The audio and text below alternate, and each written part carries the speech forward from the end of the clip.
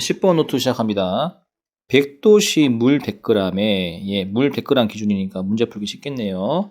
각 용지를 녹여서, 얘 100g 물에 넣고, 얘도 100g 물에 넣고, 이런 식으로 5개를 각각 100g에 넣은 거죠. 포화를 만들었다. 여기 100도씨 물이니까, 맞습니다. 지금, 각자 포화 상태란 얘기죠. 예를 들면 질산칼륨 같은 경우 여기서 시작하는 것이고요. 질산나트륨이 이쪽, 염화칼륨 이쪽, 그 다음에 이런 식으로 각자의 위치에서 포화 상태거든요. 이걸 0도까지 냉각시키면 쭉 냉각시키면 물과 고체의 속출량이 맞냐 이거죠. 그러면 이거는 보나마나 질산칼륨이 넘버원 아닙니까?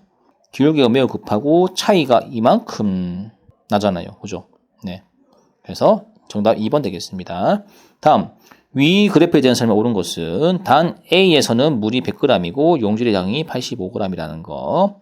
여기가 지금 85g이거든요, 위치가.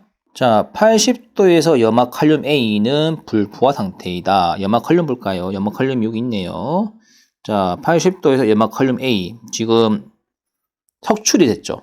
불포화도 아니고 포화도 아닙니다. 석출 상태라는 거. X. 다음 80도에서 질산나트륨 A. 네, 질산나트륨이 기준에서 A입니다. 그러면 얘는 지금 불포화 상태 아닙니까? 틀렸죠. 그 다음 질산나트륨 A를 30도까지 이렇게 냉각시키면 고체가 속출된다. 아닙니다, 여러분들. 질산나트륨은요 더 내려가야 돼요. 최소 10도를 벗어나야지 이제 고체가 나오는 것이죠. 아직 불포화 상태라는 거. 틀렸고. 다음에 질산나트륨 A. 네, 질산나트륨 A 현재 불포화 상태죠. 물이 많아지면은 밑으로 내려가고요. 물이 적어지면 이 A가 윗방향 올라가거든요. 그래서 물을 증발시킬 경우는 수지 윗방향이 맞습니다. 물이 많아지면 더 많이 녹일 수 있잖아요, 그지? 불포화 상태로, 그죠? 근데 이제 물이 적어지면 점점 포화 상태에 가까워지는 거거든요. 다음, 질산나트륨 A에다가 용질을 추가하게 되면 이쪽 방향이죠. 용질 추가하면은 A가 수직 윗방향으로 이동하는 것입니다. 됐죠? 이 문제는 아마 물을 추가시키고 이제 이런 내용 때문에 좀 헷갈렸을 것 같은데 다시 한번 기억합니다. 물을 넣게 되면 점점 현재 위치에서 아래 방향으로 가게 되어 있고 물을 제거하게 되면은 현재 위치에서 점점 올라가는 방향에 나가는 거 기억하시기 바랍니다. 정답 4번이고요. 다음에 3번 가겠습니다. 40도의 물 100g에 염화나트륨 50을 넣고 잘 저었다.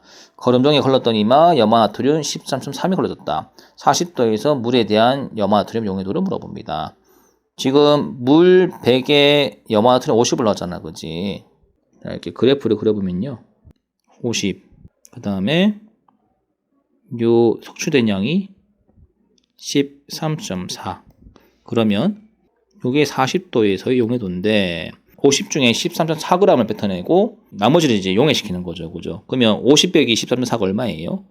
36.6이죠. 정답은 2번 되겠습니다. 다음 40도 물 200g에 염화나트륨 100g을 집어넣고 잘 저었다. 거름종에 걸렀더니만 염화나트륨 고체가 속출되었다. 속출량을 물어봅니다. 단 40도에서 염화나트륨 용해도는 36.6도. 방금 구했던 그 값인데요. 그러면 이 용해도가 물 100g당 36.6 아닌가? 그러면 물 200g에는 얼마가 녹아요? 곱하기 1을 하게 되면 73.2g이 염화나트륨이 녹는 것이죠. 맞습니까? 지금 물 200g에 염화나트륨 100g 있다고 한다면은 그러면 이 100g은 결국 73.1은 녹이고 나머지 얼마를 못 녹여요? 26.8g은 못 녹이죠. 맞습니까? 정답 몇 번입니까? 네, 2번 되겠죠. 다음 5번입니다.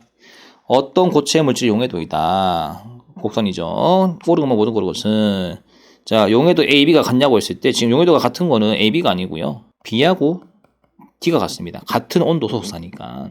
틀렸고 포화 상태는 B, C가 맞죠? 네. 그 다음에 용해도가 누가 더 크냐 이거죠. 이 용해도가요. D하고 B는 같아요.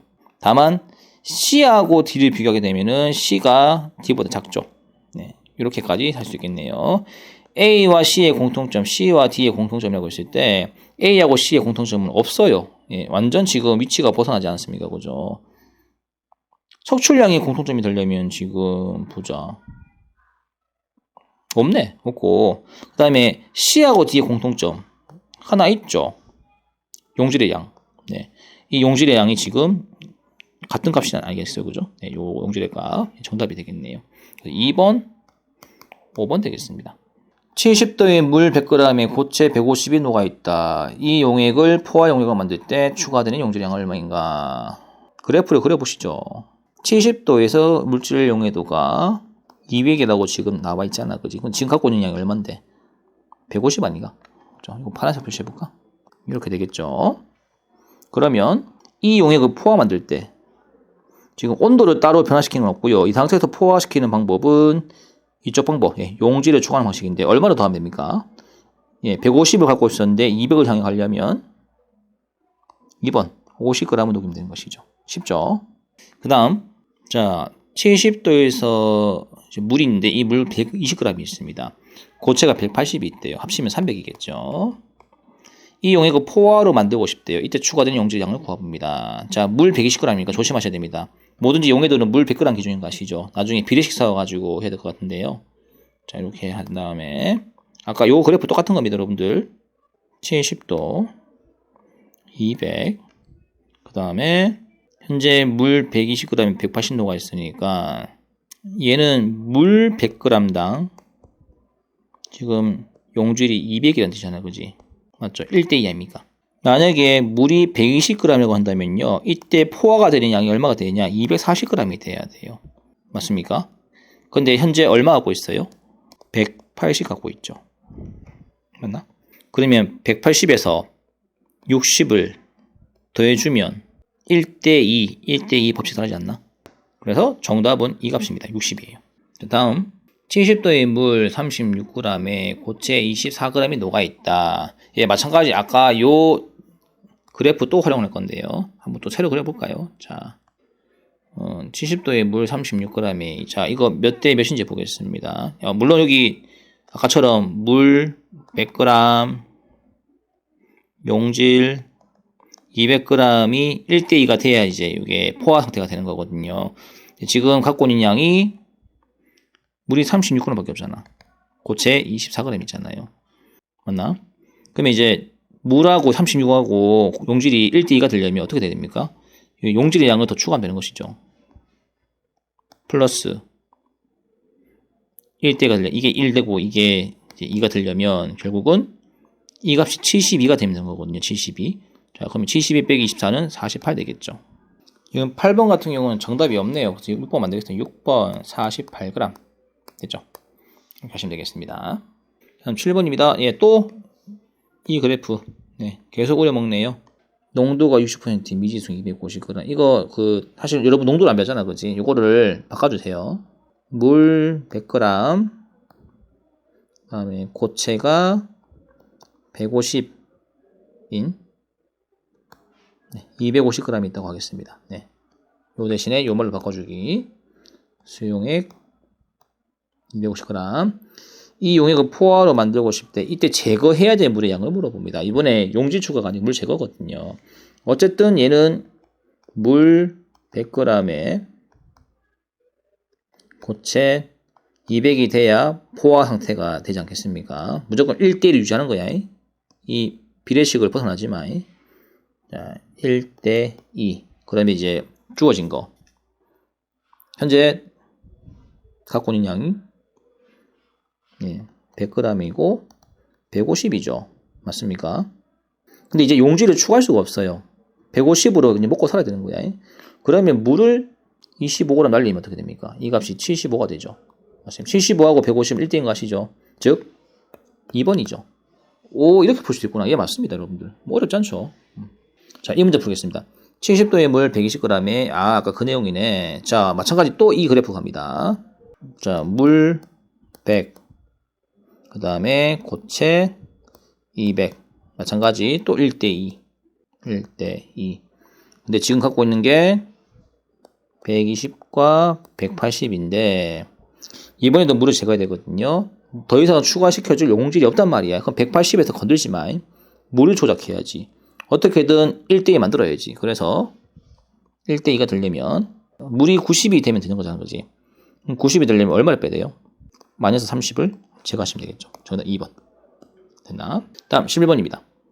물 100g의 용에 대해 어떤 고체의 용해도 곡선이다. 포화 상태 A의 물질을 포화 상태 A인 거 아시죠? C로 변화시키는 방법을 2단계로 나눠가지고 서술해 보래요. 이거 괄호로 갔다가 세로 가면 되지 않나? 그럼 1단계 A에서 B로 가는 거. 뭐 하면 돼요? 30도에서 70도로 가열한다. 됐죠? 쉽죠? 네. 그 다음에 어떻게 해야 됩니까? 이 상태에서 용질 몇 그램? 25g을 용액에 또는 뭐 수용액도 되고 용액도 되거든요. 녹인다. 대신 여러분 물 적으시면 안 돼요. 네, 이미 물에 고체를 넣은 상태이기 때문에 순수한 물이 아닙니다. 아시겠죠? 그 다음에 용매단만들 쓰면 안 돼요. 혼합물에서 더 집어넣는 거잖아. 그지? 그래서 용지에 20g을 수용액에 녹인다 또는 추가한다. 네, 이렇게 적으시면 되겠죠.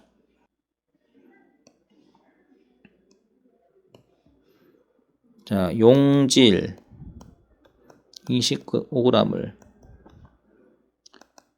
용액에 추가한다고 적으시면 되겠습니다.